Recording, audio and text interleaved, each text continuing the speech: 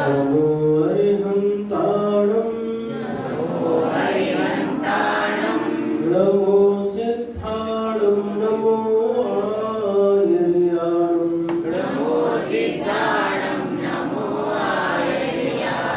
नमो वज्रायाणं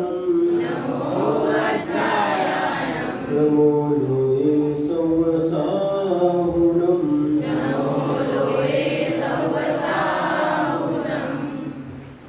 एषो पञ्चणमो यारो सर्व पावपणासनो मंगलाणं च सर्वेसिं परमं हवै मंगलम् परमं हवै मंगलम् चत्तारि मंगलम् अरिहन्ता मंगलम्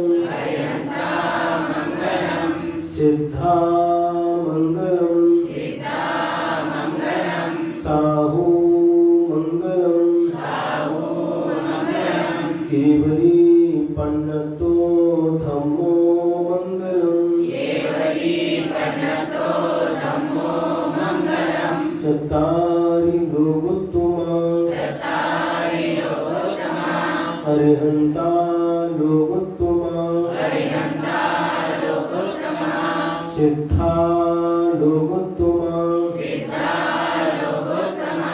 साहू लोकोत्तमा केवली पन्नतो धम्मो लोकोत्तमो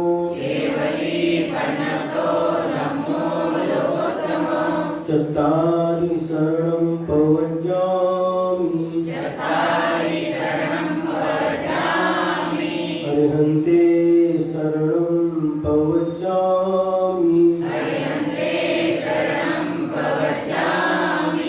सिद्धे शरणं पवज्जामि साहू शरणं पवज्जामि केवली पन्नतं धम्मं शरणं पवज्जामि केवली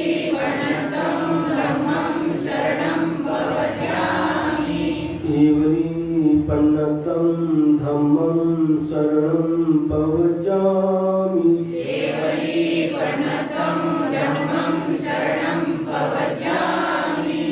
ओंकारं बिंदु संयुक्तं नित्यं ध्यायन्ति योगिनः कामदं मोक्षदं चैव ओंकाराय नमो नमः अविरल शब्द भरोग प्रक्षालित सकल भूतल कलंका गुणकृपाच तीर्था सरस्वती हरितनोदुलितम् अज्ञानतिमिरान्धानां ज्ञानाञ्जनशलाकया चक्षुरुन्मीलितं येन तस्मै श्रीगुरवे नमः परं गुरुभ्यो नमः परम्पराचार्येभ्यो नमः सकलकलशबिन्दुंसकं श्रेयसां परवर्धकं धर्मसम्बद्धकं भवजीवमनः प्रतिबोधकारकम् इदं शास्त्रं श्रीरत्नकरण्यश्रावकाचार्यनामधेयम् अस्य मूलग्रन्थकर्तारः श्रीसर्वज्ञदेवाः तरुत्तरग्रन्थकर्तारः श्रीगणधरदेवाः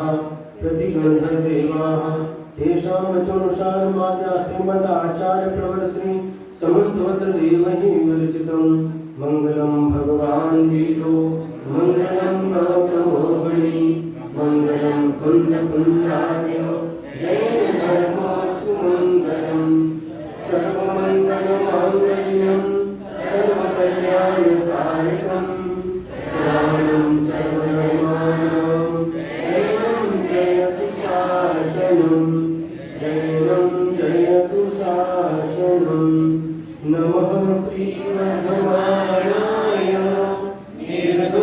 निर्दोषदयात्मने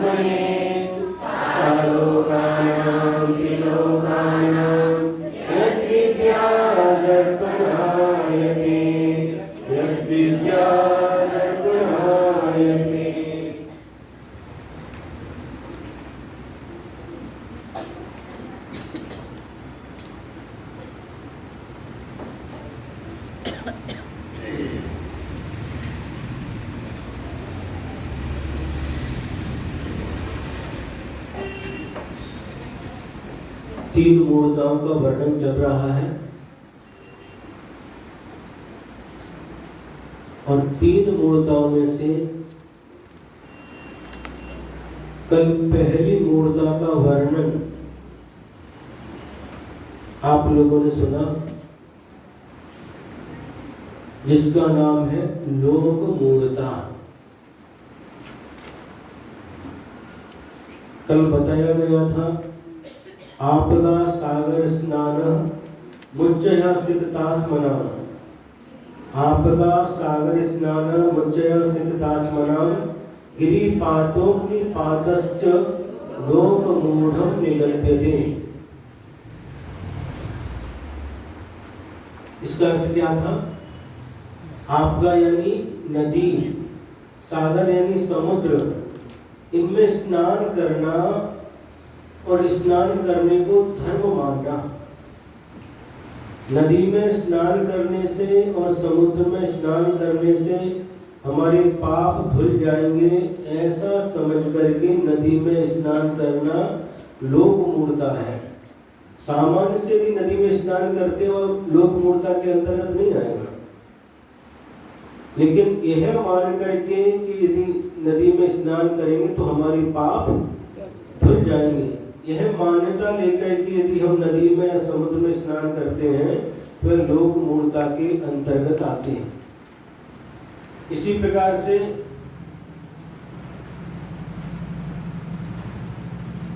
मुच्चया सिकतास्मनम, उच्चया सिकतास्मनम, सिकत माने बालू और अस्मन यानी पत्थर, इनके ढेर लगाना और ढेर लगा करके धर्म मानना, उसमें अगरबत्ती लगाना, ये करना वो करना, जो भी क्रियाएं होती हैं, पत्थर में रंग लगाना और उसकी पूजा करना। हाँ, सुन रहे कि नहीं? ये सारी की सारी चीजें लोक मूर्ता के अंतर्गत आती हैं। और इसके बाद गिरिपातोऽग्निपातश्च, गिरि माने होता पर्वत, पर्वत से पात माने गिर जाना, और इस पर्वत बहुत पवित्र है, इससे गिरेंगे तो हमें स्वर्ग की प्राप्ति होगी, ऐसी मान्यता लेकर के वहां से गिरना, अपने प्राणों को दे देना, ये प्रत्यक्ष में ही बहुत बड़ा पाप है।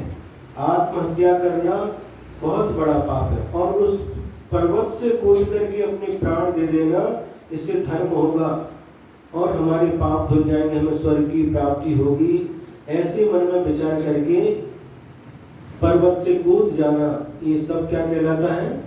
लोक मूर्ता। अग्निपातः च, और अग्नि में कूद करके अपने प्राणों को दे देना। क्या बताए थे? जैसे सती प्रथा पहले चलती थी, उसी प्रकार से कई प्रकार की मान्यताएं हैं। अन्य धर्मों में यज्ञ करते हैं, अश्वमेध यज्ञ, नरमेध यज्ञ, और उसमें क्या करते हैं? जानवरों को, अश्वमेध घोड़ों को उसमें अग्नि में होम कर देते हैं। इससे क्या होगा? उनको स्वर्ग की प्राप्ति हो जाएगी। ऐसी जो मान्यता लेकर के धर्म के नाम पर एक क्रियाएं की जाती हैं, ये सब अधर्म की कोटि में आती हैं। जीव हिंसा कभी भी धर्म की कोटि में नहीं आ सकती। आपका धर्म कौन सा है? अहिंसा धर्म है। अहिंसा धर्म की जय बोलते हैं। अहिंसा अपना धर्म है। हिंसा तो हमेशा अधर्म ही होता है, पाप होता है, और पाप कभी भी धर्म की कोटि में नहीं आ सकता। लेकिन ऐसी मान्यता है। बलि चढ़ाते, जो बलि प्रथा है, इसको धर्म मान करके करते हैं, जीव की हिंसा करते हैं। तो बलि चढ़ाना उसको वो धर्म मानते हैं। ये धर्म कैसे हो सकता है? ये सब लोक मूर्ता के अंतर्गत आएगा। किसी जीव के प्राणों को लेना ये धर्म कैसे हो सकता है? ये धर्म कैसे हो सकता है? इस प्रकार से जितनी भी लोक में प्रचलित जो मान्यता है, अंधश्रद्धा, अंधविश्वास, जिसका धर्म के साथ कोई संबंध नहीं है, ऐसी सारी की सारी क्रियाएं, ऐसे सारे के सारे अनुष्ठान अधर्म की कोटि में आते हैं, मूर्ता की कोटि में आते हैं। एक बार बिहार करते करते, हम कर्नाटक में बिहार चल रहा था, और बिहार करते करते गांव में पहुंचे और गांव में एक स्कूल में रुकना हुआ, और उस गांव का नाम तो हम भूल गए, लेकिन अजैनों का गांव था, और वहाँ पर एक बलि प्रथा थी।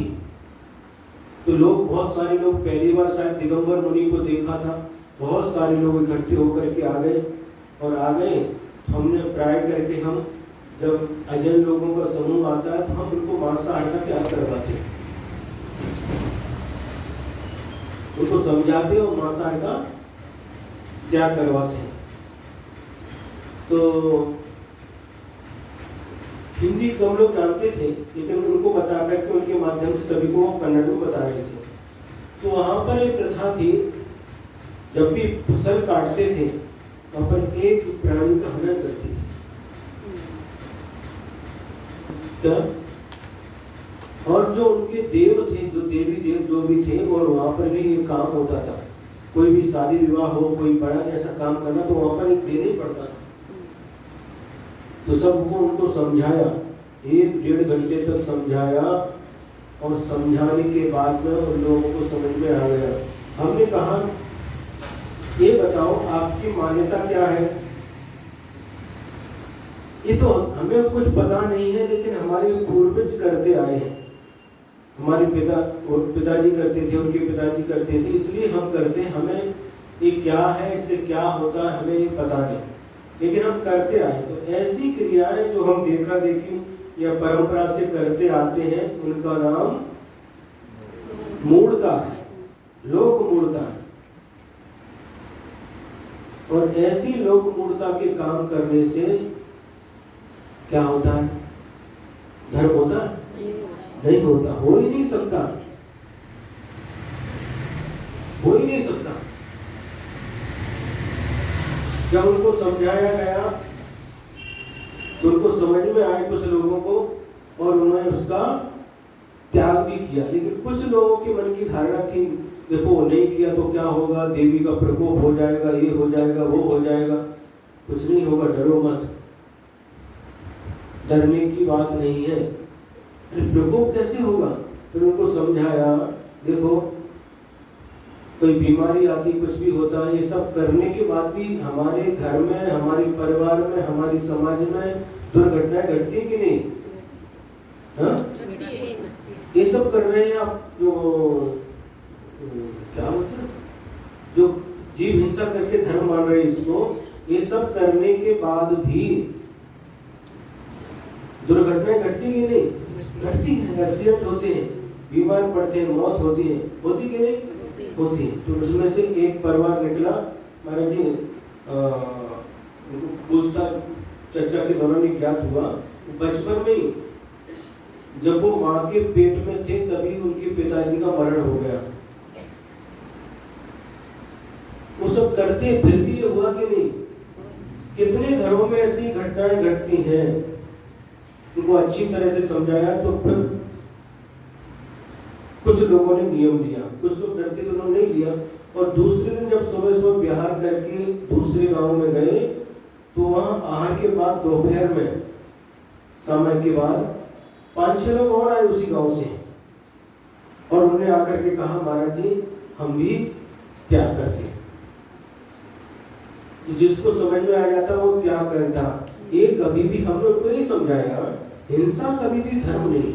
आपकी ये उंगली है, उंगली में थोड़ी सी सुई चुभाओ तो कैसा लगता है? दर्द होता है। तो अच्छा लगता है कि बुरा लगता है?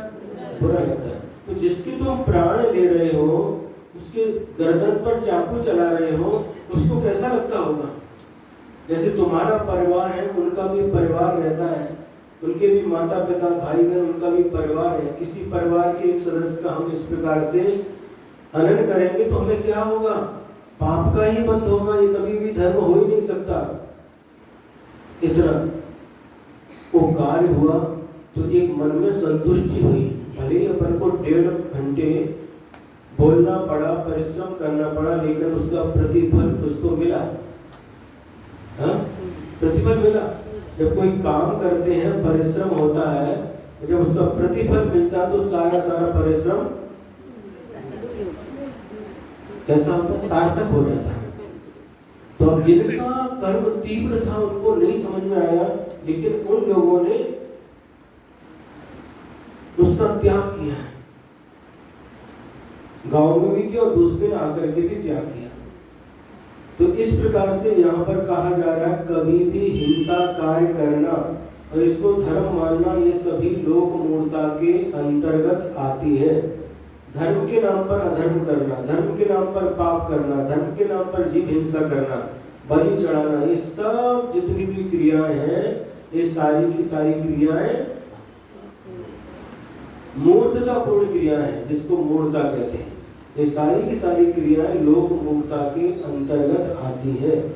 और भी कल हमने बताया था जो श्राद्ध करना केवी करना, मृत्यु भोज, ये सारी जो कुप्रथा हमारी समाज में चल रही है ये सभी भी मूर्खता के अंतर्गत आती है। इसका धर्म के साथ कोई भी संबंध नहीं है। इसको लोक मूढ़म निगद्यते, लोक मूर्खता कहा जाता है ना। अब इसके बाद में दूसरी मूर्खता है जिसका नाम है देव मूर्खता, है ना।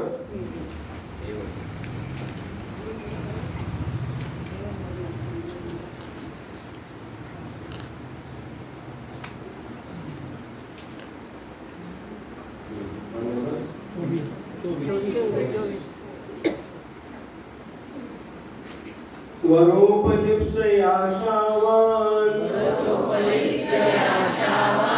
रागद्वेष मलीमसाः देवता यदुपासीत देवता मूढ़मुच्यते। वरोपलिप्सयाशावान् रागद्वेष मलीमसाः देवता यदुपासीत देवता मूढ़मुच्यते।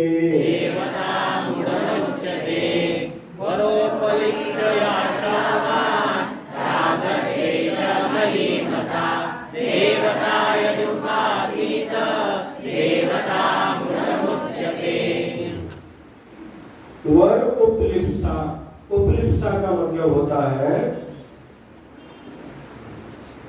उसको प्राप्त करने की इच्छा। किसको? वर, वरदान, वरदान प्राप्त करने की इच्छा से आशावान, आशा से युक्त होता हुआ, राग द्वेष मलीमसाः, जो राग और द्वेष से जो मलिन है, ऐसे देवता, देवताओं को या देवताओं की जो उपासना की जाती है, तब यानी वह देवता मूढ़म उच्यते, देव मूढ़ता कही जाती है। क्या कहा? अन्वयार्थ देखते हैं।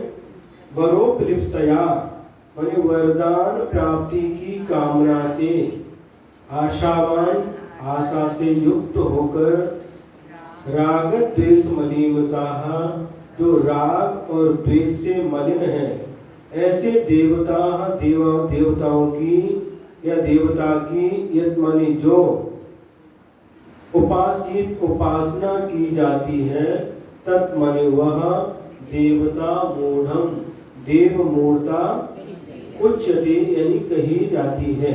अर्थ, आशा तृष्णा के वशीभूत होकर वर पाने की इच्छा से राग द्वेष से मलिन देवताओं की जो उपासना की जाती है वह देव मूढ़ता कही जाती है।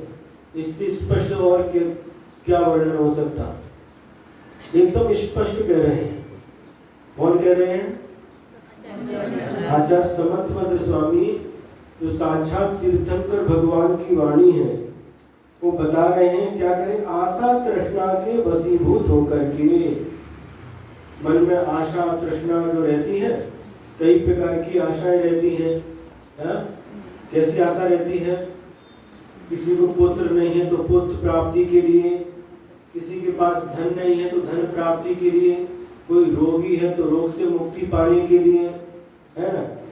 दुकान नहीं तो दुकान की प्राप्ति के लिए बहुत प्रकार की आशाओं को मन में रख करके, इनके वशीभूत होकर के, जिनका चित्त राग द्वेष से मलिन है,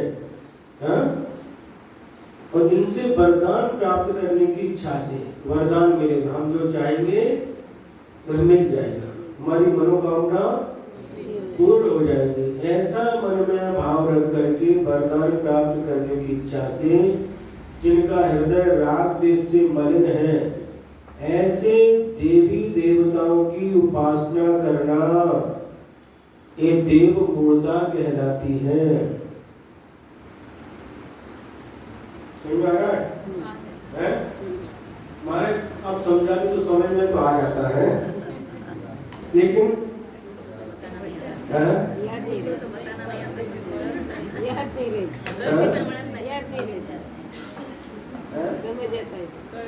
करते पर बढ़त नहीं, समझ में तो आता है, लेकिन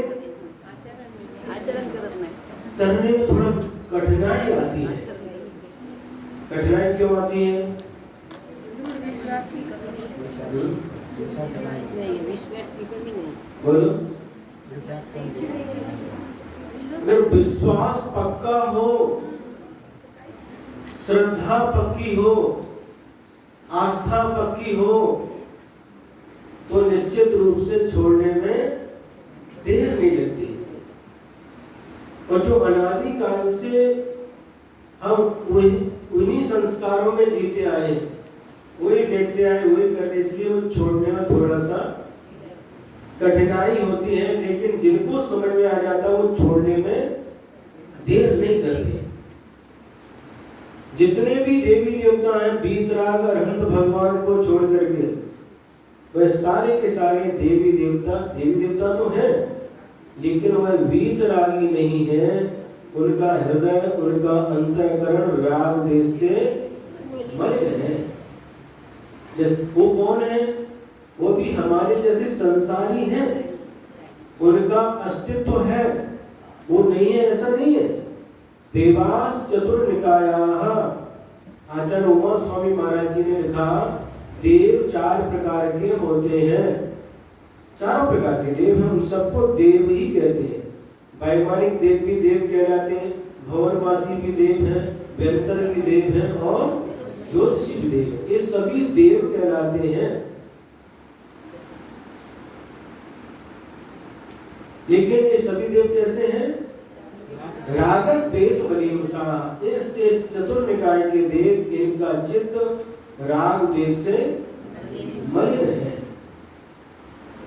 लेकिन हमारे जो वीतरागी देव हैं, उनका चित्त राग द्वेष आदि 18 दोषों से रहित है। अब इन दोनों में अपन को अंतर समझना है। अंतर क्या? इनको भी देव कहते हैं और ये भी देव, इनको भी देव कहते हैं। देव कहने बात से क्या होता है? उनको देव कहते हैं, लेकिन वो देव संसारी है और उनका गुण स्थान पहले से लेकर के चतुर्थ गुण स्थान तक होता है, चौथा गुण स्थान तक होता है। तो जो हमारे देवारी देव है, जिनकी हम पूजा करते हैं, आराधना करते हैं, अभिषेक करते हैं, उनका गुण स्थान 13वां और 14वां गुण स्थान है। और नियम से आयु कर्म समाप्त होने पर मोक्ष प्राप्त करने वाले हैं, नियम से। लेकिन भारत वो भी तो देव है, ये भी देव, वो भी देव, सभी एक से कैसे हैं? क्या हमने पहले भी कहा था, जो पीला दिखता है वह सोना होता है। ऐसा यदि आप विश्वास करोगे, ऐसा मन में विचार करोगे, तो क्या सही है? पीले दिखने वाली हर वस्तु सोना नहीं होती, सुने कि नहीं? और सफेद दिखने वाली हर वस्तु दूध नहीं होती। चूना होता, चूना बोलते कले, और उसको पानी में घोल दो, कैसा दिखता है? दूध भी रख दो एक कटोरी में, इधर एक कटोरी में भी रख दो, देखने में एक जैसे दिखता है ना। लेकिन वो दूध नहीं है, ये प्राण लेवा है और ये प्राणों की रक्षा करने वाला है। इन दोनों में अंतर समझना पड़ेगा।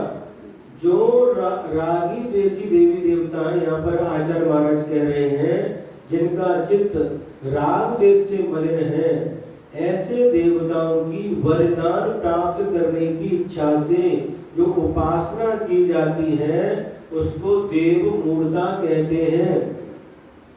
कभी भी वरदान प्राप्त होता क्या? ये मान्यताएं हैं। यदि हमारा पुण्य का योग होता है तो हमें कार्य में सफलता मिल जाती है, और यदि पुण्य नहीं है, पाप का योग हो, तो कितनी भी आप कुछ भी करते रहो, कुछ भी होने वाला नहीं। कहीं पर जाकर के नारियल चढ़ाओ या नारियल फोड़ो, फोड़ते कई जगह नारियल फोड़ते, कई जगह हमने देखा फोड़ेंगे, आधा चढ़ाएंगे आधा ले जाएंगे और सब मिला करके। उधर महाराष्ट्र में देखा, कहाँ देखा? सोलापुर जिला में देखा है। और कई जगह ऐसी मान्यता चलती है। तो लेकिन ये सब क्या है? देवता, यदि आपका पुण्य का योग होगा तो देवी देवता अपने आप आपकी रक्षा करेंगे, आपकी सहायता करेंगे। और यदि पुण्य का योग नहीं, आप कितने भी नारियल चढ़ाओ, कितनी भी अगरबत्ती लगाओ, कितनी भी आरती उतारो, कितने भी अलंकार करो, क्या होगा? कुछ होने वाला है? कुछ भी होने वाला नहीं है। ये फालतू की जो धारणा है, जो रूढ़िवाद से चला आया और हमने उसी को धर्म मान करके करते आए हैं, आचार्य कह रहे हैं इसको जब तक छोड़ोगे नहीं तब तक आप देव मूर्ता से रहित नहीं हो सकते।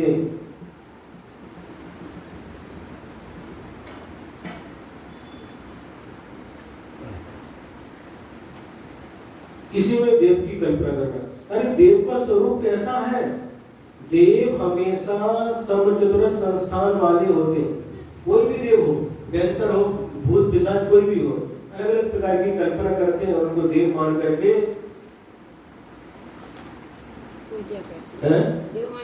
पूजा करते हैं, अभिषेक करते हैं, नारियल चढ़ाते हैं, आरती करते हैं, अगरबत्ती क्या क्या करते हैं। लेकिन ये सब क्या है? देव मूर्ता। अपने धर्म में वीतरागी भगवान, सर्वज्ञ भगवान, अनंत भगवान ही इनको देव संज्ञा है, जो हमारे लिए पूज्य है, इनकी पूजा की जाती है।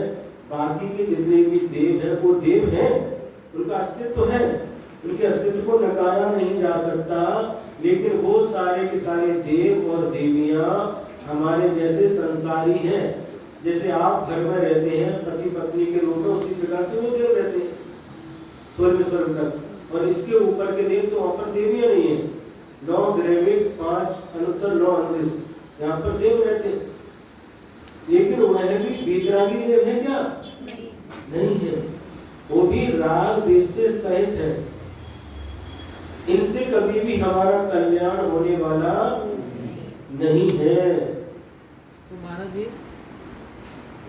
इसमें सामान्य लोगों की अपेक्षा से प्रश्न पूछ रहे हम कि ठीक है कि राग द्वेष सहित जो देव स्वर्ग के जो है उनके सामने समझो अपन ने कोई उपासना नहीं करना चाहिए, तो फिर वितराग जी के सामने यही उपासना हमने करना चाहिए क्या? कौन सी उपासना?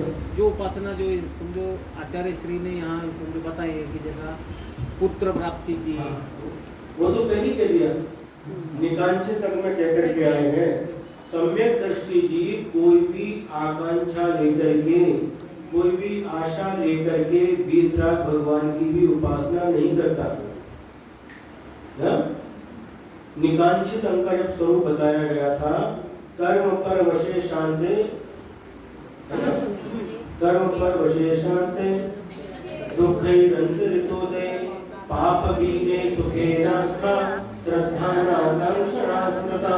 वहां पर पहले ही बता करके आए, क्या बताया? कर्म पर वशे, जो सांसारिक सुख है कर्म के अधीन है, हमारे अधीन नहीं है। कैसा है हमारा सुख? कर्म के अधीन है, कर्म का जैसा योग होगा वैसा ही होगा, हमारे चाहने से नहीं मिलेगा। कर्म के पराधीन है, जो भी सांसारिक सुख है पराधीन है, कर्म के अनुसार ही मिलने वाला है, कर्म के बस में है, पराधीन है।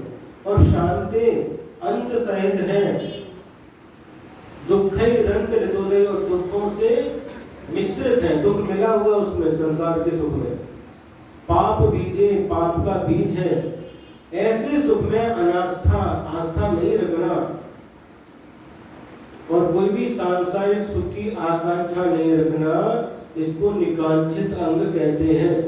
जो सम्यक दृष्टि जीव है इस निकांक्षित अंग का पालन करता है और कभी भी भगवान वीतराग प्रभु के सामने भी जो भक्ति आराधना करता है उसमें भी कोई लौकिक वस्तु की भौतिक वस्तु की प्राप्ति के लिए नहीं करता, किंतु क्यों करता है? वंदे तद्गुण लब्धे, उसका एक ही उद्देश्य होता है, हे भगवान मैं आपको इसलिए नमस्कार कर रहा हूँ क्यों आपके अंदर जो गुण है वह गुणों की प्राप्ति मुझे हो, इसलिए हम भगवान की आराधना कर रहे हैं। अब आप देखिए वीतराग भगवान की आराधना करते हैं, आप लोग पूजन करते हैं तो पूजन में 8 द्रव्य से पूजन करते हैं। कितने द्रव्य से? 8 द्रव्य से, जल, चंदन, अक्षत, पुष्प, नैवेद्य, दीप, धूप और फल, और ये सबको मिला दे तो अर्घ्य है ना। अब इन 8 जो वस्तुएं हैं, अब इनको जब चढ़ाते हैं और चढ़ाते समय मंत्र बोलते हैं, उसमें कोई भी लौकिक आकांक्षा नहीं है। देखिए जन्म जरा मृत्यु विनाश, ओम ह्रीं श्री आदिनाथ जिनेन्द्राय, जन्म जरा मृत्यु विनाशनाय जलम निर्वपामिति।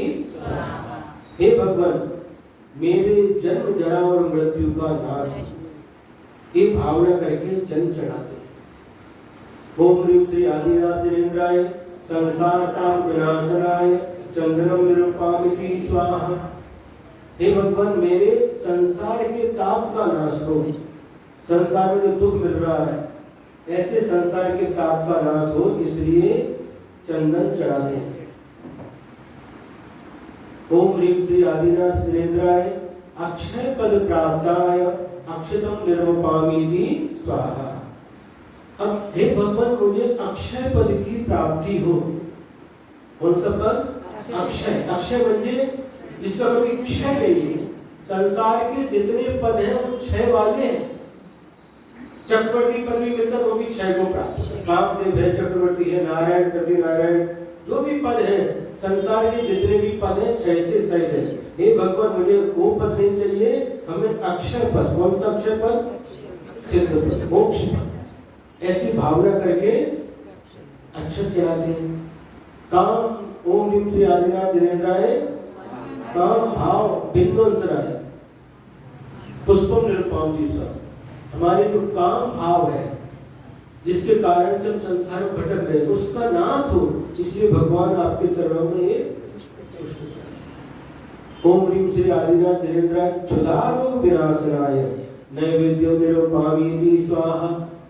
हे भगवान जो क्षुधा रोग अनादि काल से हमें सता रहा है, इस भूख के कारण से हम त्रस्त हैं, इस क्षुधा रोग का ही नाश हो जाए, इसलिए क्षुधा दोष है कि नहीं?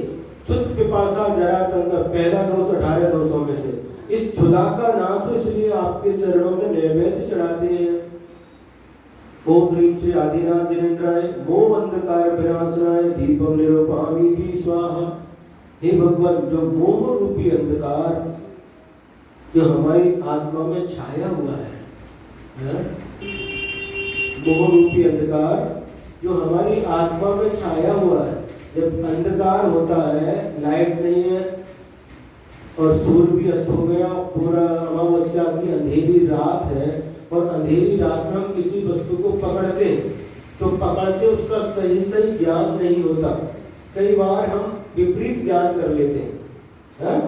इसके कारण से अंधकार के कारण से, इसी प्रकार से मोह रूपी अंधकार, मोह महामद पियो अनादि, मोह रूपी महामद, इस शराब को पी करके मैं पागल हो गया हूँ। भूल आपको भ्रमण, अपने आप को ही भूल गया हूँ, इसलिए संसार में परिभ्रमण कर रहा हूँ। तो मोह रूपी अंधकार के कारण से हमें मैं क्या हूँ पर क्या है ये ज्ञान नहीं होता। इसलिए हे भगवान मेरे मोह रूपी अंधकार का नाश हो, इसलिए आपके चरणों में दीप चढ़ाता हूँ। इसके बाद में ओम ह्रीं श्री आदिनाथ जिनेन्द्राय अष्टकर्म दहनाय धूपम निर्वपामीति स्वाहा। हे भगवान जो 8 कर्म है, कितने कर्म है? 8 कर्म है। ज्ञानावर्णी, दर्शनावर्णी, बोलो, वेदनी, मोहनी, आयु, नाम, गोत्र और अंतर, इन 8 कर्मों का नाश हो, अष्टकर्म दहना है, ये जल जाए, इनके समाप्त हो जाए, इसलिए हम धूप चढ़ाते हैं। ओम ह्रीं श्री आदिनाथ जिनेन्द्राय महामोक्ष फल प्राप्ताय फलम निरूपामीति स्वाहा। हे भगवान मुझे मोक्ष रूपी फल की प्राप्ति हो, इसलिए फल आपके चरणों में अर्पित करते हैं, है ना। ओम ह्रीं श्री आदिनाथ जिनेन्द्राय अनर्घ्य पद प्राप्ताय अर्घ्यम निरूपामीति स्वाहा। अर्घ्य माने होता कीमती, और अनर्घ्य माने जिसका कोई कीमत नहीं है, जिसका कोई मूल्य नहीं है, ऐसे पद की यानी मोक्ष पद की मुझे प्राप्ति हो, इसलिए अर्घ्य चढ़ाते हैं। अब आप देखिए इन 8 वस्तुओं को चढ़ाते समय किसी भी मंत्र में लौकिक आकांक्षा नहीं है। मुझे पुत्र की प्राप्ति हो, धन की प्राप्ति हो, इसलिए आपके चरणों में कोई भी वस्तु चढ़ाते ना, ऐसी आकांक्षा है? बोलो।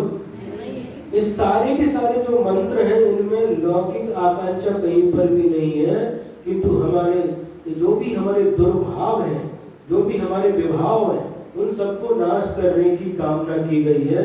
और चाहिए तो एकमात्र अक्षय पद चाहिए, मोक्ष सुख चाहिए, ऐसी ही कामना भावना की गई है। बात समझ में आ रही है कि नहीं? है? थोड़ी के बहुत बहुत आ रही है। हाँ हाँ। एक बात ऐसी होती है जब कोई बीमार रहता है और मन अशांत रहता है तो शांति धारा लेने के भाव होते हैं। अब उनके नाम से शांति धारा लो, और कभी कभी ऐसा अनुभव भी आता है कि शांति धारा के बाद वो अच्छे हो, तो ये कौन सी कोटि है? ये भावना है, ये भावना है, वो ठीक हो ऐसी भावना है।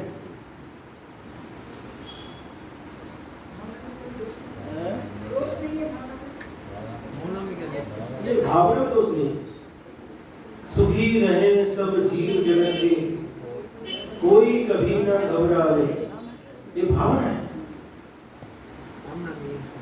कामना नहीं होना चाहिए। कामना और भावना में अंतर है। क्या सुखी रहे सब जीव जगत के, क्या भावना है? सभी जीव सुखी हो, सभी जीव निरोगी हो, सभी का धर्म ध्यान अच्छे से हो, ये क्या है? भावना है। भावना भवनाशिनी, और भावना भव का नाश करने वाली होती है, संसार का नाश करने वाली होती है। किसी दूसरे व्यक्ति के दुख को देख करके और स्वयं द्रवीभूत होकर के उसके दुख को दूर करने का पुरुषार्थ करना, भावना करना, करते कि नहीं? यदि नहीं करेंगे, आप मान लो भगवान के पूजन के लिए मंदिर जा रहे हैं और अष्ट द्रव्य हाथ में लेकर के जा रहे हैं, और रास्ते में कोई व्यक्ति या कोई पशु पक्षी तड़पता हुआ यदि आपको दिख रहा है और आपको लगता है कि थोड़ी देर में अगर इसको थोड़ा पानी नहीं दिया गया या भोजन नहीं दिया, तड़प करके अपने प्राणों को छोड़ सकता है, और उसके बाद भी आप उस प्राणी की उपेक्षा करके आप अष्टक करने के लिए मंदिर जाते हैं, तो क्या है?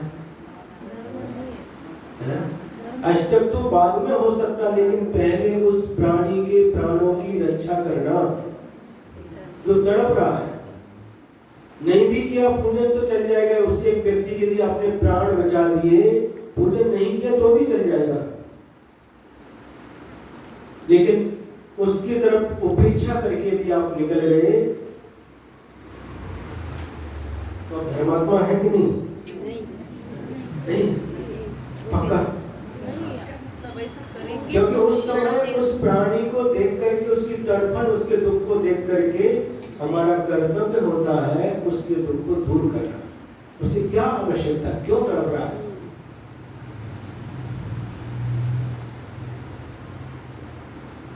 मुझे छूट गई तो छूट गई, लेकिन एक प्राणी के यदि प्राणों की रक्षा कर दी तो आपने बहुत बड़ा पुण्य कमा लिया।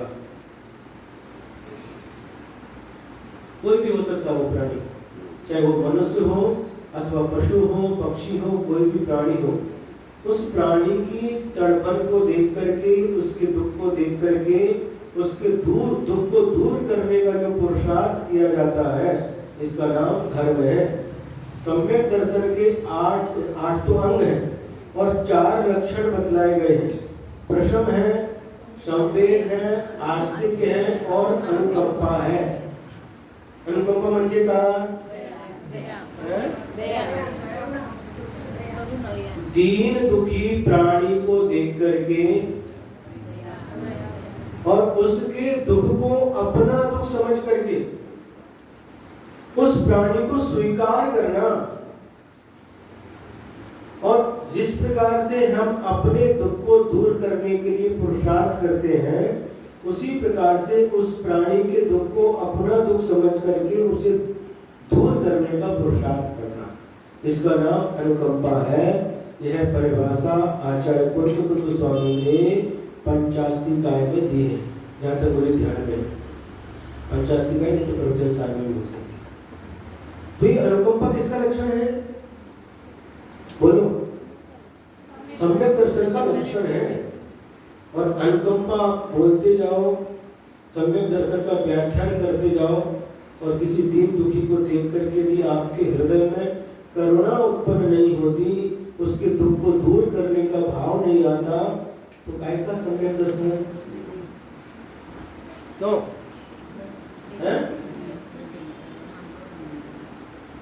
उस समय क्या आवश्यक है?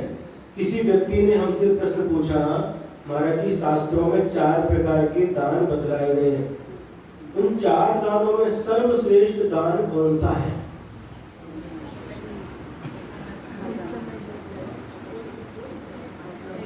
यदि यही प्रश्न हम आपसे पूछे तो आप क्या उत्तर देंगे? जिस टाइम में जो चाहिए होता है वो दान तो हाँ, जिस समय दान कोई छोटा नहीं होता, जिस समय जो आवश्यक है वह दान उस समय सर्वश्रेष्ठ हो जाता है। तो परसों आपको बताया था, इन 5 उंगलियों में लड़ाई हो गई, मैं बड़ी, 5 का अपना अपना महत्व, तो 5 अपने आप में बड़ी हैं। उसी प्रकार से चारों ही दान बड़े हैं। अपेक्षा है। क्या अपेक्षा है? जहां जो आवश्यक है, कोई भूखा है, हाँ? और भूखा है, भूख के कारण से तड़प रहा है, और उस समय आप उनको ज्ञान दान दो। चलो हम रत्नगण श्राव्याचार्य पढ़ के आए, हम आपको सुनाते हैं। अब वो तो भूख से तड़प रहा है, अभी उसको रत्नगण श्राव्याचार्य की आवश्यकता नहीं, अभी उसको भोजन की आवश्यकता है। भोजन दे दो, बाद में फिर बाद में रत्नगण श्राव्याचार्य सुना दो, ज्ञान दान दे दो। अभी आवश्यकता क्या है? भूखा है तो पहले भोजन दो। अभी हम 2-4 दिन पहले की बात है, उधर गए थे लक्ष्मीनगर, वहां से आहार करके लौट रहे थे तो आहड़े आए, उनकी कुछ ससुर जी बीमार थे, उनको लेकर हमारे थोड़ा संबोधन किया, ठीक है गए। और वहां से लौट रहे थे, सामने घर था, और घर में एक महिला लेटी हुई थी, लेटी वृद्ध थी। महाराज नमस्कार, महाराज नमस्कार, महाराज नमस्कार, ऐसे बोल देखा तो सामने को उनको अलग किया, तो महाराज नमस्कार, महाराज नमस्कार, हमने आशीर्वाद दे दिया। हमको भूख लगी, हमको भूख लगी है। तुम पूछे कौन है? मुसलमान है। खती खती खती खती खती बोलती उसको, खती बोलती, पेड़ है, पेड़ के बारे में खती खती बोलती उसको। एक ही दादी थी, हैं? उनकी बाजू में बेटी वगैरह रहती थी। वो आदमी था वो सामने वही साइड से हट जाओ, हिंदी बोल रही थी। महाराज नमस्कार, महाराज नमस्कार, भूख लगी भूख लगी। हाँ? अब क्या करोगे इस समय, क्या करोगे? अरे हम उनको नहीं दे सकते। वो पात्र, और जहाँ पर पात्र की बात आती है तो सत्पात्र 3 प्रकार के, उत्तम मध्यम जगत सबको पता है। लेकिन एक करुणा दान भी होता है। क्या करुणा दान है? अभी हमारे कोई पक्षी है, तड़प रहा है, उसको दाने डालते कि नहीं, पानी पिलाते कि नहीं? ये सब, इसमें पात्र अपात्र की अपेक्षा नहीं होती, एक करुणा दान के अंतर्गत आता है। अब उसने ऐसा बोला तो क्या करें? हमारे भूख लगी, हमारे भूख लगी, सब बोल रही। अच्छी है, नमस्कार महाराज। तो जोर से आवाज कहाँ से? तो भैया छोड़ने के लिए जो आए थे, जहाँ पर रात हुआ, हमने उनको कहा जो भैया उसका भोजन हो रहा है, उनको जब छोड़ने आऊँ तो उसके लिए भी भोजन ला करके दे दो उनको।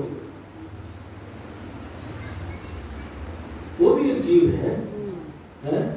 देखो, किसी भी प्राणी से घृणा नहीं करना चाहिए। महावीर भगवान बने, लेकिन महावीर भगवान कहाँ पर थे? पहले भील की पर्याय में थे, शिकार करते थे। पूर्वा भील कथा आती है। और मुनि महाराज के उपदेश, उन्हें मुनि महाराज के पास गए, अगर उससे घृणा करे तुम आसानी, तुम हिंसा करता जाओ। महाराज ने नमस्कार किया, क्या हुआ था मालूम है? वो शिकार करने के लिए गए और शिकार कर रहे थे।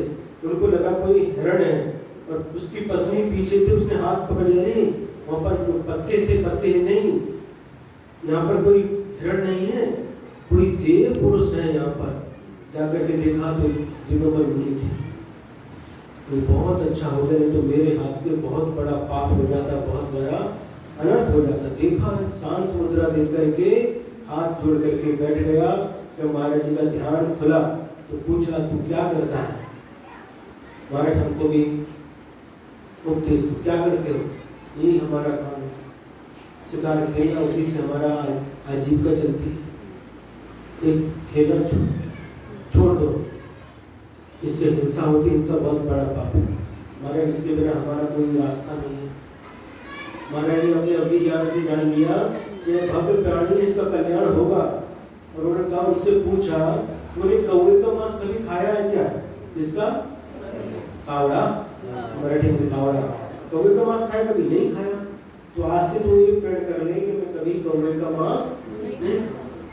कावड़ा मुझे कागे, कन्नड़ में कागे। तो जब ये नियम ले लिया, हाँ ये तो हम नियम ले सकते हैं। और ऐसा समय आया कि वो बीमार पड़ा और वैद्य ने कहा इसको इस कौवे के मांस के साथ दो, लेकिन उसने दृढ़ता के साथ उसका पालन किया। कथा बहुत बड़ी है, लेकिन परिणाम क्या निकला? यह मनुष्य पर्याय छोड़कर के देव पर्याय को प्राप्त हो गया। तो कहां से प्रारंभ हुआ? हमें ये ऐसा है वैसा ये नहीं सोचना। ये एसटी क्या ये ऐसी है, अरे ये तो पर्याय है, ये जाति है, ये अपने शरीरगत है, लेकिन आत्मा में कोई भी अंतर नहीं है। आज पाप कर्म की वजह से उसकी ऐसी दशा है, हो सकता है उसका पुण्य का उदय आए तो उसका भी परिणाम बदल सकता है। सुने कि नहीं? आचार्य उमा स्वामी महाराज जी ने लिखा, परस्परोपग्रहो जीवानाम। आचार्य श्री बार बार इसकी व्याख्या करते थे, बहुत सुंदर व्याख्या करते थे। देखो बोलते थे आचार्य उमा स्वामी महाराज जी ने परस्परोपग्रहो जीवानाम लिखा है, परस्परोपग्रहो जैना नाम नहीं लिखा। जैनियों के ऊपर ही उपकार करना, इसका नाम धर्म है।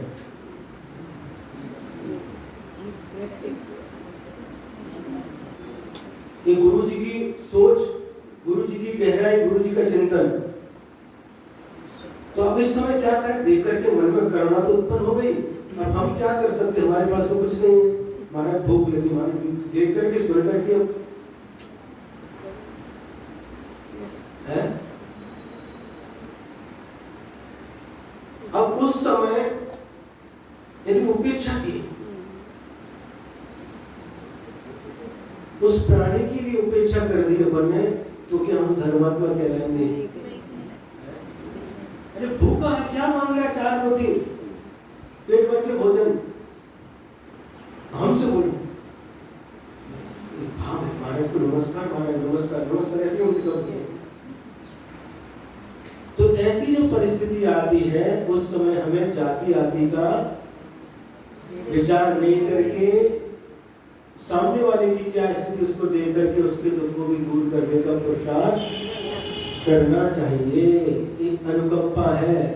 आचार्य महाराज जी कहा करते थे कि हमारा जो सम्यक दर्शन है निष्क्रिय नहीं है, सक्रिय सम्यक दर्शन।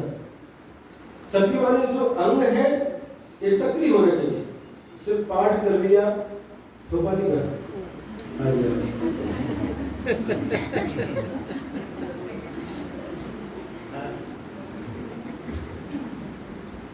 देखो जो नींद आती है ना,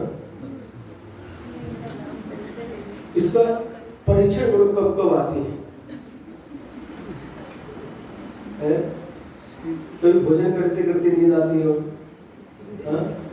कभी नोट गिनते गिनते नींद आती हो, क्यों नहीं आती? कभी चाबी लगाते हो, तिजोरी की चाबी लगाते इसमें नींद आ गई हो, आती है? नहीं आती। लेकिन प्रवचन सुनते सुनते नींद क्यों आती है?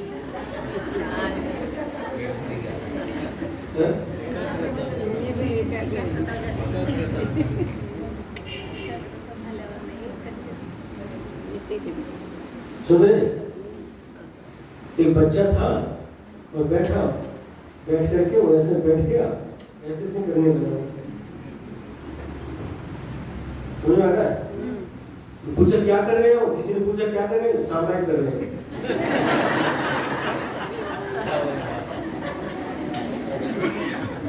सामायिक कर रहे हैं? हाँ। ये किसने सिखाया तुमको ऐसे सामायिक करना?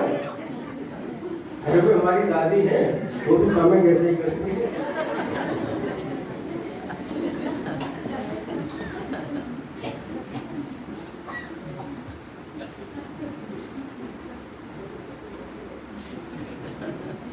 थोड़ी इसलिए सुनाती बीच में, जिसको भी नींद आ रही है उसकी नींद भागी जाए।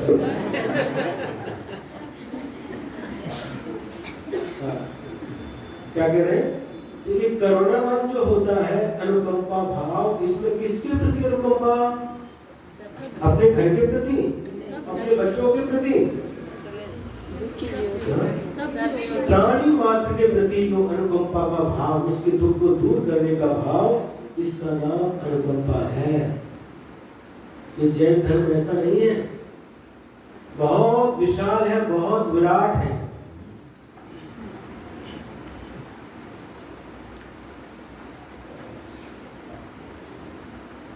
अब हाँ, बात ये चली थी कौन सा दान बड़ा है। अब जब भूखा है तो उसको भोजन देना, उसके लिए उसमें मुख्यता किसकी? भोजन की मुख्यता है। तो दान उसमें आहार दान बड़ा, अन्न दान बड़ा है। जिस समय बीमार पड़ गया उस समय औषध दान की प्रधानता रहती है, और जिस समय अज्ञान में जा रहा है उस समय ज्ञान दान की प्रधानता रहती है। जिस समय भयभीत हो रहा है, डर रहा है, उस समय अभय दान की प्रधानता होती है। कोई भी दान छोटा या बड़ा नहीं होता, दान तो दान होता है। जिस समय जिस प्राणी के लिए, जिस पात्र के लिए जो आवश्यक है, उस समय वही दान प्रधान होता है। ये बात आपकी सही है, वो टाइम है, उस टाइम पे आपको आहार दान देना चाहिए। लेकिन उस आहार दान के बाद उनकी बीमारी आती हुई वो होगी, बाद में उन्होंने मांस मटन खाना चालू किया, तो वो बात तो आपने को नहीं, अपना देखो भाव उद्देश्य क्या है, अपना उद्देश्य क्या है?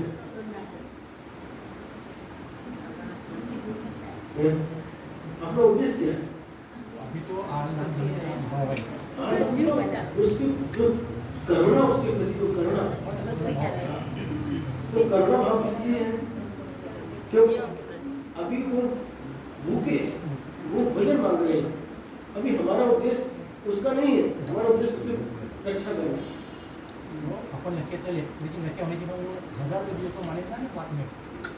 ऐसे ठीक है प्रश्न है इनका, ठीक है। अभी मान लो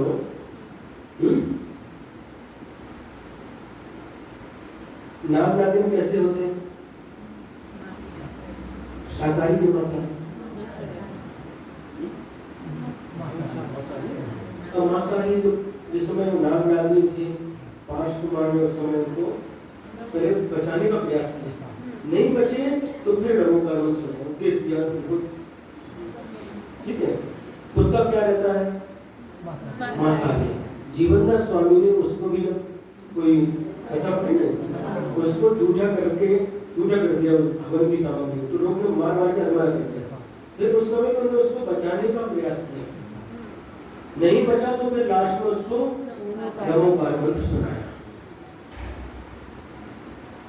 एक खाएगा, ये इसलिए हम नहीं बचा रहे। अभी हमारे सामने हमारे अंदर जो दया है उस प्राणी के प्रति, वो भूखा है ना, अभी इसको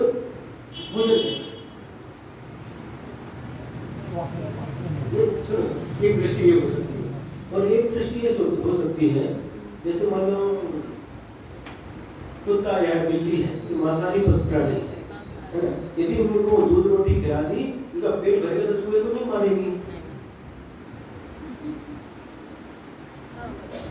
एक ये भी अपना उद्देश्य हो सकता है, अगर रोटी दूध रोटी खाती है ना, दूध रोटी दे दिया, दूध भात दे दिया, उसका पेट भर जाएगा तो प्राणी हिंसा नहीं करेगी, एक अपना उद्देश्य नहीं हो सकता है।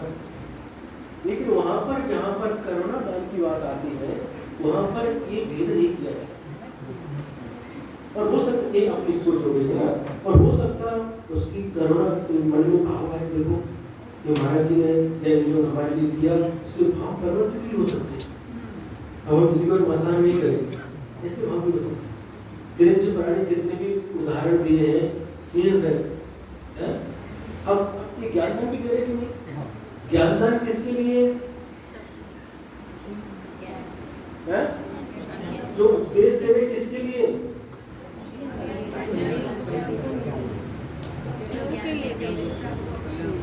महावीर भगवान का जीव सिंह की पर्याय में हिरण को मार करके खा रहा, और उस समय चारण नदीधारी 2 मुनि मारा जाकर के उसको संबोधन देते, हे वनराज तू ये क्या कर रहा है? आज से 10वें भाव में तू इस भरत क्षेत्र का अंतिम तीर्थंकर भगवान महावीर बनने वाला है। तू सारे विश्व को, समूचे विश्व को अहिंसा का उपदेश देने वाला है, जीवों और जीने युद्धों को संदेश देने वाला, और आज तू क्या कर रहा है? ये सुनते ही वह हिरण हाथ से छूट गया और दोनों आंखों से आंसू बहने लगे।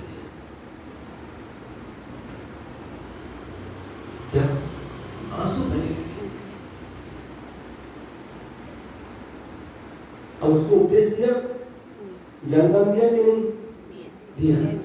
अब उसकी यदि योग्यता है, उस प्राणी की योग्यता है, तो उपदेश को वो उसके अंदर जाकर के वह क्रियाशील हो जाता है। नहीं है तो कोई बात नहीं, हमारा तो काम उपदेश देना है, सन्मार्ग बताना है, ज्ञान देना हमारा उद्देश्य है, कर्तव्य है।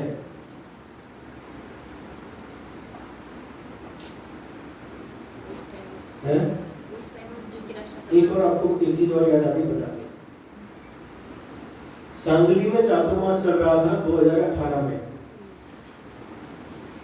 और चातुर्मास चल रहा था और सहजता से कोई लोग आए थे, तो हम उनको नियम दे रहे थे कभी भी आत्महत्या नहीं करना, ये सबसे बड़ा पाप है, और लड़कियां थी, अजय लड़की के साथ शादी नहीं करना, इसको समझा रहे थे।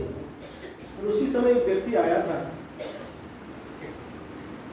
हाँ धनंजय हाउसिंग सोसाइटी में रहता था, वो प्रकाश मखदूम उनका नाम था, वो जैन नहीं था, मराठा समाज का था, और ऐसे समझा रहे थे, और समझाने के बाद चले कि हमको हमारा उनका परिचय नहीं था, और बाद में महाराज हमको 5 मिनट आपका समय चाहिए, उसने अपनी जेब में से, खीसा में से एक पत्र निकाल करके हमको दिया, और उस पत्र में उसने लिखा था, वो सुसाइड करने के लिए जा रहा था, और पूरा उसने लिखा था, एक मित्र की लिखा था कि उसकी बेटी का नाम गौरी है और ये है, इनकी अच्छी तरह से परवरिश करना, ये अब मैं मरने के लिए जा रहा था। पत्र जेब में से निकाल करके दिखाया, उनको समझाया। क्या समझाया? ये तो बहुत बड़ा पाप है, आत्महत्या करना बहुत बड़ा पाप है, ये तो ठीक नहीं है। तो 15 मिनट समझाया, समझाने पर उनके भाव बदल गए कि बच्चों का क्या होगा, बच्चे अनाथ हो जाएंगे, इनका क्या होगा, है ना, साचा घटना है। अब इसके बाद में उसने कुछ नहीं बताया, और वो समझ में आ गया। उसके विचार क्या हुआ था, पोस्ट ऑफिस में जॉब थी, कुछ हुआ था, जो भी समस्या उनकी हो, पैसे संबंधी कुछ भी हो, उनको सब हो जाएगा, चिंता नहीं करना, लेकिन एक नहीं करना, उनको वचन दे करके जाओ, आत्महत्या नहीं करोगे। चला गया 2-4 दिन के बाद में वो परिवार को लेकर के हमारे पास आया। उसकी पत्नी कह रही, महाराज आप तो हमारे लिए देवता बन करके आ गए, आपने हमारी स्वास्थ्य की रक्षा कर दी। पूरी घटना है उनकी पत्नी को जाकर के, और इतनी रोने लगी आकर के। बच्चों को भी, बच्चे भी अच्छे, दोनों बच्चे अच्छे, उनको भी समझाया, और समझाने के बाद में फिर हमने उपदेश दिया, आपको शाकाहारी है, मांसाहारी, मांस खाना तो बुरी बात है। आपका बच्चा है, आपके बच्चे को भी कोई मारे काटे तो आपको कैसा लगेगा? अच्छा लगेगा? नहीं लगेगा। तो वो भी तो किसी का बच्चा है। ऐसे 15-20 मिनट तक समझाया, चारों के चारों लोगों ने मांसाहार का आजीवन त्याग कर दिया।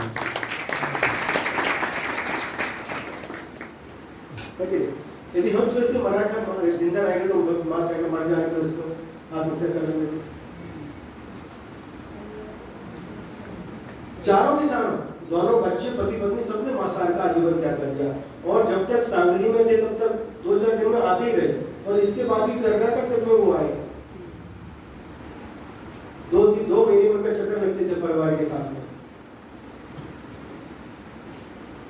गौशाला के लिए भी एक जॉब लेके बैठी थी, एक पगार गौशाला के लिए। तो कहने का मतलब ये है, सामने वाले के भाव कैसे रहेंगे, कब परिवर्तित होगा, आप कुछ बोल नहीं सकते। उस समय हमारा भाव तो सिर्फ उस प्राणी के प्राणों की रक्षा करना है, क्योंकि हमारा इंटेंशन क्या, हमारे जो भाव है, भाव के अनुसार ही कर्मों का बंध होता है। ये मांस खाए आगे या ऐसे भाव नहीं है, किंतु अभी इसके प्राण कर रहे हैं, जीव रक्षा धर्म है हमारा, अभी इसके प्राणों की रक्षा करना है।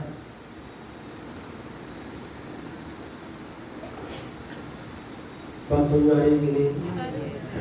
तो अपना अपना सबका अलग अलग दृष्टिकोण हो सकता है, लेकिन जो अपना भाव है, जो अपने परिणाम है, उसके द्वारा ही हमें पुण्य और पाप का बंधन होता है। अपना कर्तव्य करते रहना। हाँ, अभी फिर एक प्रश्न किसी ने ऐसे ही उठा, एक व्यक्ति, एक प्राणी है, देखो प्रश्न करने वाला तो स्वतंत्र रहता है, देखो एक प्राणी है, मांसाहारी है, न जाने कितने जीवों को मारेगा, खाएगा, इसी को मार दिया जाए तो कितने सारे जीवों की रक्षा हो जाएगी। ये ठीक है क्या? नहीं, गलत है ना? वो जो मांसाहारी है, छिपकली है या और कोई प्राणी है, जिसको मार दिया जाए तो कितने सारे जीवों की रक्षा हो जाएगी। ये बिल्ली है, बिल्ली को मार दिया जाए तो कितने सारे जीवों की रक्षा हो जाएगी। अरे उनकी रक्षा तो बाद में, लेकिन पहले तेरे मारने की हिंसा के भाव हो रहे इस जीव के प्रति।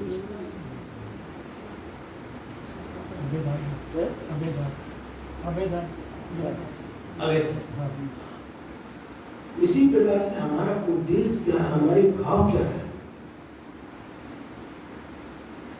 तो भावों के, हमारा धर्म भाव प्रधान है, भावों की मुख्यता रहती है। तो हमारे भाव जितने निर्भर रहेंगे प्राणी मात्र के प्रति, प्राणी मात्र के प्रति। अब प्राणी में तो सभी आएंगे, पंचेंद्रिय भी आएंगे, चतुरेंद्रिय भी आएंगे, 3 इंद्रिय भी आएंगे, 2 इंद्रिय भी आएंगे, 1 इंद्रिय भी आएंगे, सारे प्राणी आएंगे। क्योंकि प्राणी मात्र से हमारी मित्रता का भाव है। प्राणी मात्र सुखी रहे सब जीव जगत के, सुखी रहे सब जीव, जितने सारे संसार में जीव सभी सुखी रहे। सर्वे भवन्तु सुखिनः, सर्वे सन्तु निरामयाः, सभी प्राणी सुखी हो, सभी निरोग हो। सर्वे पश्यन्तु सर्वे भद्राणि पश्यन्तु, सभी का कल्याण हो, मां कश्चित् दुःख भाग भवेत्। हे भगवान, स्वप्न में भी किसी प्राणी को दुख ना हो, पीड़ा ना हो, ये भावना कैसी है? सभी कह रहे हैं, सभी प्राणी वो भी इकट्ठा करेंगे। मध्य प्रदेश में जो ललितपुर से आचार्य जा रहे थे गाड़ करके गंगावली में, तो वहां पर एक नदी थी, नदी को नाव से पार करना था। नाव से पार करना था तो वो व्यक्ति मछुआरा 14 करोड़ का साल का ठेका था, 14 करोड़ का साल का मछलियों का ठेका था। और आचार्य सिंह उसके निवेदन किया, उनकी नाव में बैठ करके नदी को पार किया पूरे संघ ने। और इतना प्रभावित हो गया, उसने जो मंजूरी किया था उसको भी छोड़ दिया। कभी भी मैं इस प्रकार का काम नहीं करूँ, कभी मछली का ये टेंडर नहीं लूंगा, ऐसा उसने प्रतिज्ञा कर ली। तालियों में आवाज नहीं आती। जहाँ ताली बजाना चाहिए इसकी अनुमोदना तो करो, कितना बड़ा काम किया उसने। तो कहने का तात्पर्य है, कब किसके भावों में परिवर्तन होगा तो हम कुछ कह नहीं सकते।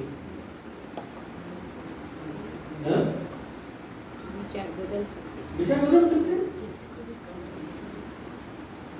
अरे जैनी होकर के भी, जैन कुल में जन्म लिया और वो भी कुछ गलत काम करता है? करते कि नहीं? करते कि नहीं? कि सभी बिल्कुल दूध के धुले हैं। जैनी के जन्म ले लिए तो बस हो गए हम। कई मालूम राजू भैया, एक और उदाहरण याद आया। मतलब किसी के परिवार का एक सदस्य, चाहे वो उनका बेटा हो, भाई हो, है? और वो दारू पीता है ना? व्यसन है, सब तो सब में दारू है, तीन मकान में भी दारू आती, शराब पीता। अब बीमार पड़ गया वो, तो उस समय मन में एक विचार आएगा, ये जिंदा रहेगा तो और दारू पिएगा, इसके इलाज मत कराओ।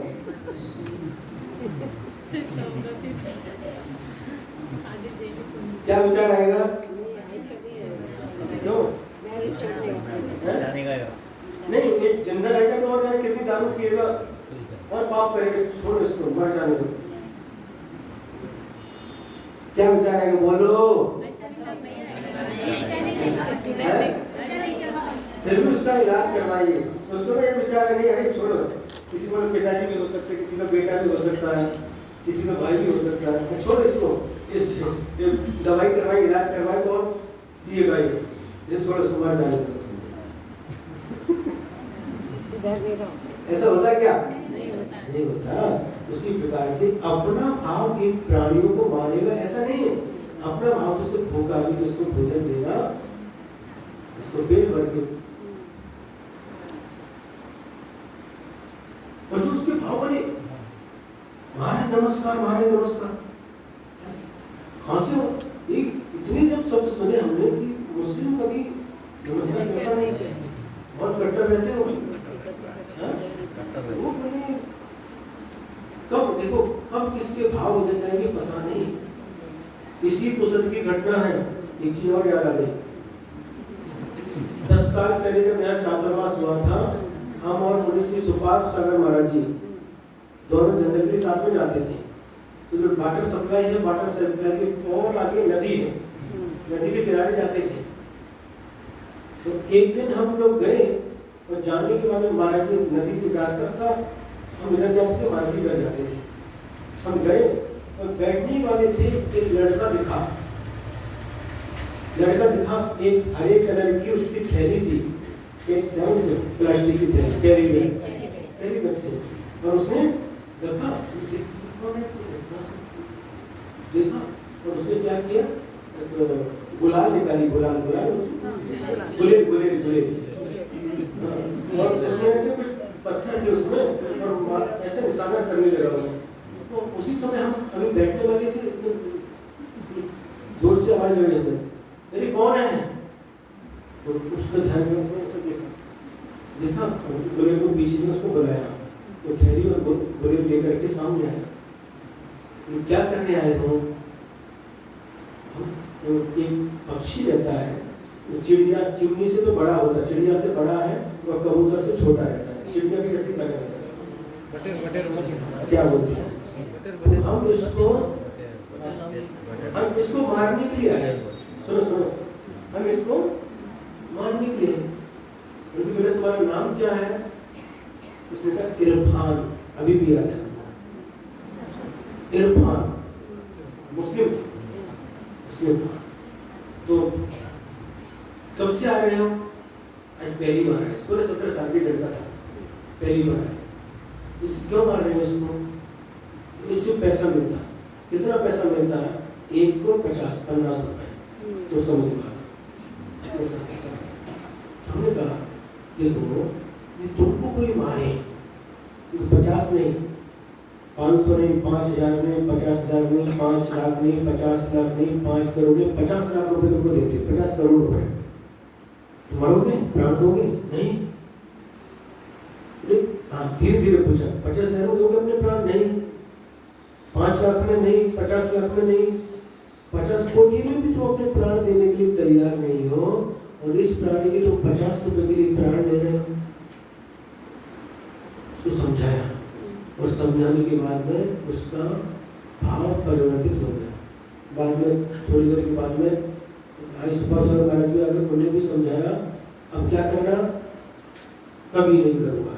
जो पत्थर थे, तो पत्थर ऐसे गोल गोल पत्थर थे, उसको फेंक दिए, और जो बुलेट थी उसको लेके जाने लगा। कहाँ जा रहे? इसको कहाँ लेके जा रहे? अपने मित्र को देते हैं। अरे मित्र भी तो यही काम करेगा, इसका पाप भी तुमको लगेगा। ऐसा जो रबड़ बनी थी, रबड़ बनी और फेंक दी, और दोनों हाथ से उसको दबाया। एक इधर लकड़ी फेंकी, लकड़ी इधर फेंकी, और नमस्कार करके हमारे जन्म कभी नहीं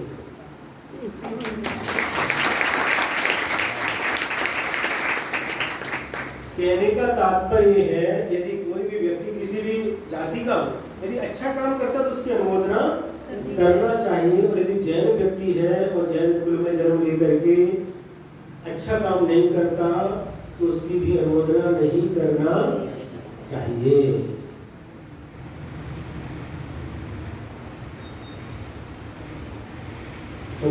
बहुत सारे उदाहरण हैं, बहुत सारे उदाहरण हैं। इसलिए हमें किसी भी प्राणी को देख करके कभी भी उसके प्रति द्वेष भाव नहीं रखना, बैर भाव नहीं रखना, ईर्ष्या भाव नहीं रखना, है? उसके प्रति घृणा का भाव नहीं लाना, अनादर नहीं करना, तिरस्कार नहीं करना किसी भी प्राणी के लिए। तो यहाँ पर जो प्रसंग चल रहा है, थोड़ा घूम करके थोड़ा विषय थोड़ा सा बदल गया।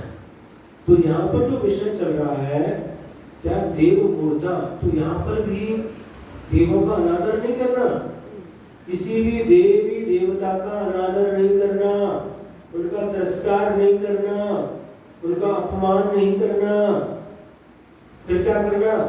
नमस्कार भी नहीं करना। क्या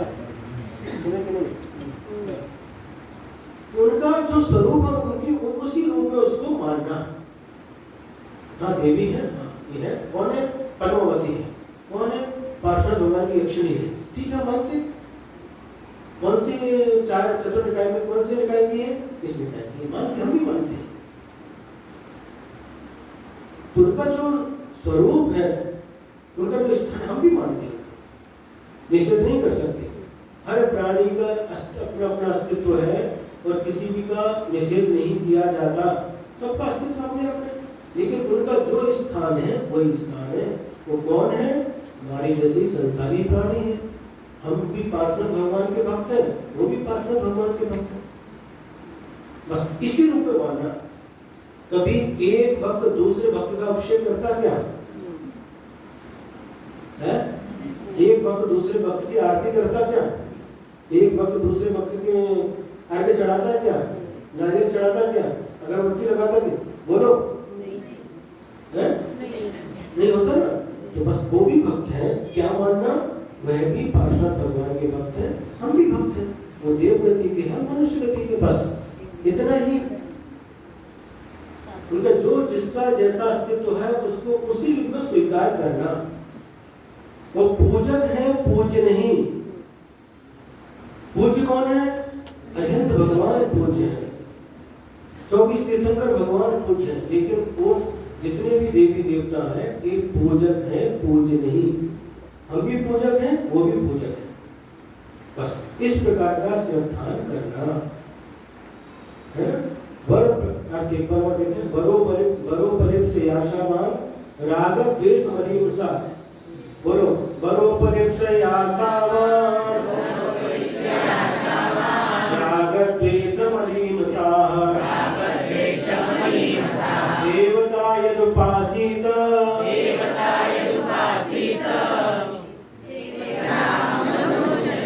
देवता मूढ़ मुच्यते।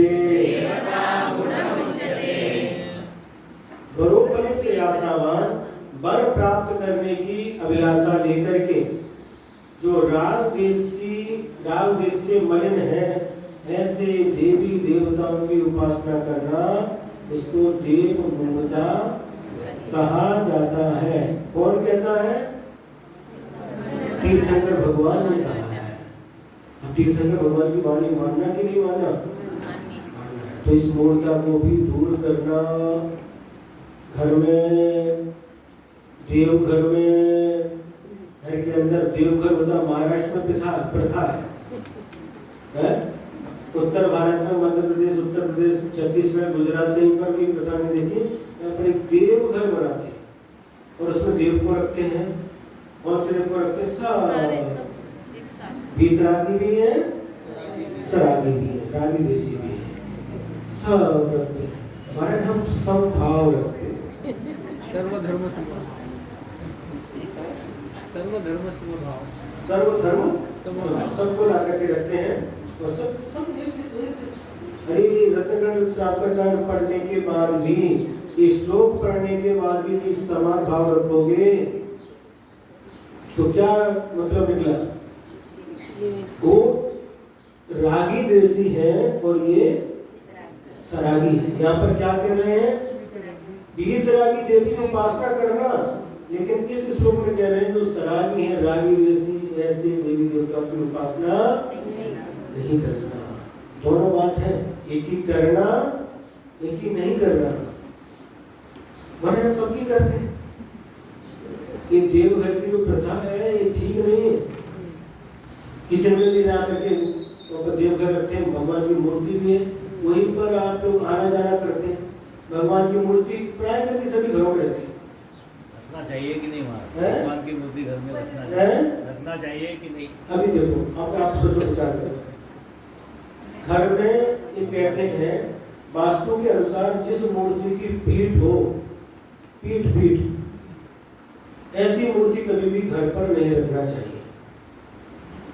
पीठ दिखती हो, पीठ हो, पाठ फोटो रहता है, फोटो का सिर्फ हेड दिखता, पीठ नहीं दिखने। फोटो रखा, वो भी किसके फोटो? बीतरागी फोटो, गुरु के फोटो। लेकिन मूर्ति कभी भी घर में, क्योंकि मूर्ति रहती तो मंदिर हो गया। अब यहाँ जो मंदिर में आप आते, कैसे आते हैं? बिना अंगोड़ करके आते हैं?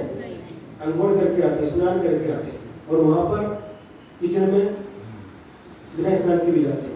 यहाँ पर आकर आप स्वयं पाक करते क्या? गैस ला के रखो, वहाँ पर चाय भी बनाओ, और वही देवघर है, वहाँ पर कांदा भी चल रहा, कांदा पोहा कांदा भी रखा सामने, भगवान सामने बैठे, नीचे कांदा रखा है। कांदा मतलब प्याज, गड्डी बरोड़ी, कांदा और लहसुन। उधर सामने कांदा और लहसुन भी रखा है और सामने भगवान को बैठाया सिंहासन के ऊपर। कांदा पोहा भी बना रहे और भगवान को भी बोल। क्या है ये? तो बहुत अभिनय है।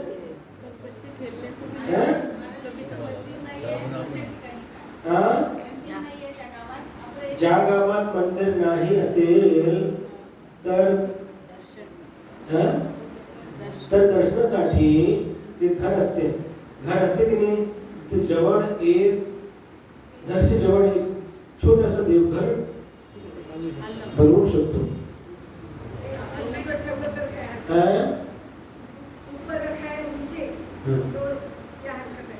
हरकत ये है शास्त्रों में, देखो पहले राजा महाराजा रहते थे तो वहां पर उनका महल रहता था, गृह चैत्यालय, तो घर के पास ही एक स्थान पर अलग से चैत्यालय था, अलग से मंदिर का रास्ता अलग है, घर का रास्ता अलग है.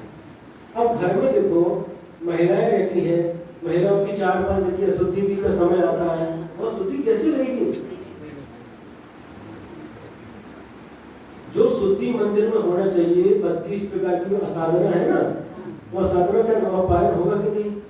अब घर में किचन है, अब किचन में बिना राय भी जा रहे बच्चों को डिब्बा बना करके टिफिन बना करके देना पड़ता है, वो सब कैसे चलेगा? उसी किचन में कभी छोटे बच्चे 2 नंबर में तो वहाँ पर शुद्धि बनती ही नहीं.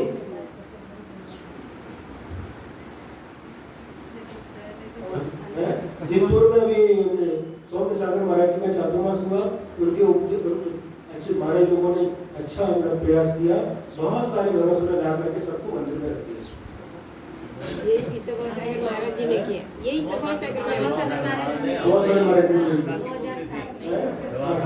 तो एक घर में मूर्ति आ गई तो मंदिर हो गया. मंदिर किसका नाम है? जहाँ पर भगवान है वही तो मंदिर है. और मंदिर हो गया तो जो काम आप मंदिर में नहीं करते वह काम आप उस घर में जहाँ मूर्ति रखते वहां पर भी नहीं कर सकते.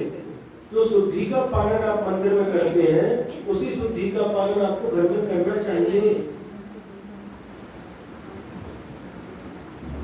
और प्रतिमा नीचे रहती और ऊपर से आना जाना चालू रहता. हाँ वो भी गलत है. नीचे प्रतिमा है, मंदिर पर शिखर बना के उसके ऊपर से आना जाना करेंगे, पैर रखने आप नहीं होगी ना.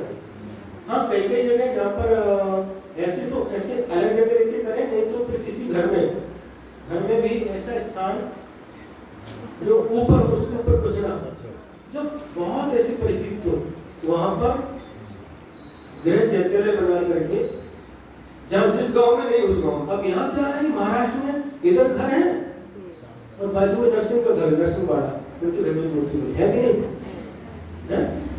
क्या सामने नरसिंहवाड़ा के बाजू में और उधर ही मूर्ति, इधर भी मूर्ति है. जिन घर में नहीं है, जहाँ पर भैया दूर है, नहीं आ सकते, असक्त हो गए, दर्द हो गए, उनके लिए फिर भी थोड़ा ठीक अलग से व्यवस्था भी ठीक है. लेकिन मंदिर पास में है, मंदिर पास होने के बाद भी घर में मूर्ति रखना ये बिल्कुल भी उचित नहीं है. और रखते हैं तो बिल्कुल विनय होना चाहिए, जो विधि मंदिर की है उसी विधि से होना चाहिए. मूर्ति आ गई नहीं, मंदिर हो गया, तो जो जो काम आप मंदिर में, किचन में चप्पल पहन के घूमते कि नहीं?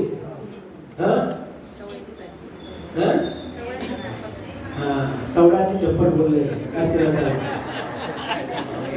सोने की चप्पल. सुनो बहुत अच्छी बात बोलने दो. महाराज हमारे किचन में अलग चप्पल रहती है, घर के बाहर की चप्पल अलग होती है, वो सोने की चप्पल है. बहुत अच्छा. फिर सोने की चप्पल लेकर के मंदिर में भी रख लो आप. सोने से मंदिर में करना चलेगा क्या? नहीं. बोलो. नहीं चलेगा. सोने की से मंदिर में करना, मंदिर में छोड़ के जाना चलेगा? बोलो. नहीं चलेगा. तो फिर वहां कैसे चलेगी? तो ये जो कुछ भी हमारे समाज में, हमारे घरों में जो कुछ भी, बहुत सारी तो विकृतियां दूर हुई हैं, लेकिन अभी भी क्या चला काय गाडीची वेळ झाली, भूक लागली, बस छोड़ते हो, थोड़ा विषय हो गया. तो ये सब चीजों को हमें ध्यान में रखना चाहिए. और जो राग देश से मलिन देवी देवता हैं, भूल करके भी उनको देव मान करके पूजा अर्चना भक्ति नहीं करना चाहिए.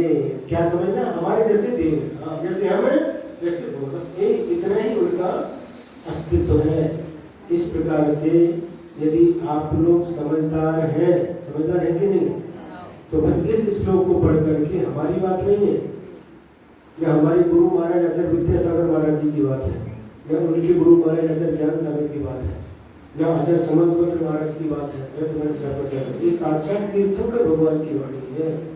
ऐसा समझ करके हमें विश्वास करना चाहिए। हम भगवान को तो मानते हैं, गुरु को तो मानते हैं, लेकिन भगवान की वाणी, गुरु वाणी को सुनते हैं। हमारे बिल्कुल ठीक, बिल्कुल ठीक, बिल्कुल ठीक है, सुनते तो हैं। तो इतना तो अच्छा है, आज सुने, आज नहीं तो कल, कल नहीं तो परसों, कभी कभी तो समझ में आएगा। कैसा करते मालूम है? कई लोग ऐसे रहते हैं, बिल्कुल हट पकड़ करके रखते हैं। वो क्या करते हैं, एक दो घर के बीच में, भाई भाई के बीच में झगड़ा हो गया, और झगड़ा होने के बाद में पंचायत बुलाई गई। पहले पंचायत चलती थी, पंचायत बुलाई गई, नाली निकालने, इधर से नहीं निकालना, इधर से निकालना। सब पंचायत के लोग, सरपंच आ गए, पंच लोग आ गए, सब हो गई, सब बातचीत हो गई, सब मंजूरी हो गई। वो व्यक्ति कहता है हमको पंच मंजूर है, पंचायत मंजूर है, लेकिन नाली से इधर से निकलेगी। पंच भी स्वीकार है, पंचायत भी स्वीकार है, नाली इधर से निकलेगी। वैसे कुछ लोग ऐसे रहते हैं, आपकी बात सही है, सब स्वीकार है, लेकिन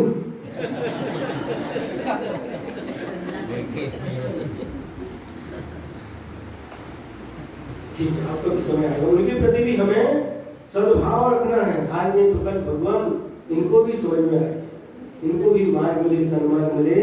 ऐसी प्रति प्राणी के प्रति भावना, सद्भावना रखना चाहिए। यदर्थ मात्रा पदवाक्यहीनं मया प्रमादात् किंचनोक्तं तन्मे च मिथ्वा विदधातु देवे सरस्वती केवलबोधिलब्धिं बोधि समाधि परिणाम शुद्धि साधनोपलब्धि शिवसौख्य सिद्धि चिंतामणि चिंतितवस्तुदानि कौमन्यमानस्य ममास्तु देवी, कौमन्यमानस्य ममास्तु देवी। द्वादशांग जिनवाणी माता की जय। परम पूज्य दीक्षा प्रदाता आचार्य गुरुवर श्री विद्यासागर जी महाराज की जय। परम पूज्य सागर जी महाराज की जय। नमस्ते।